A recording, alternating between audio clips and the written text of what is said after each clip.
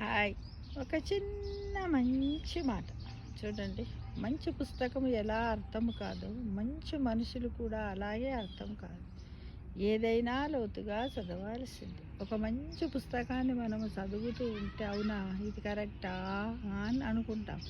అలానే మంచి మనుషులు కూడా మనకు తొందరగా అర్థం కాదు. ఎందుకంటే వాళ్ళు చాలా సౌమ్యంగా ఓర్పుగా ఉంటారు, నిజాయితీగా ఉంటారు. వాళ్ళు మాట్లాడే మాటలో అర్థం ఉంటుంది. చాలా తక్కువ అమిత భాష అయి ఉంటారు. ప్రేమానురాగాలు పంచుతూ ఉంటారు కాబట్టి వాళ్ళు మనకు అర్థం కాదు ఫ్రెండ్స్. కాబట్టి మనము లోతుగానే వాళ్ళని పరిశీలిస్తూ ఉండాలి ఉండాలి తప్ప మనకేమీ అర్థం కాదు వాళ్ళ గురించి కదా. ఎప్పుడు అంటారు కదా, అబద్ధము ఆమడ దూరం తొందరగా వెళ్తుందంటారు. నిజము నిజము ఒక అడుగు కూడా జరగదని అంటారు కదా ఫ్రెండ్స్.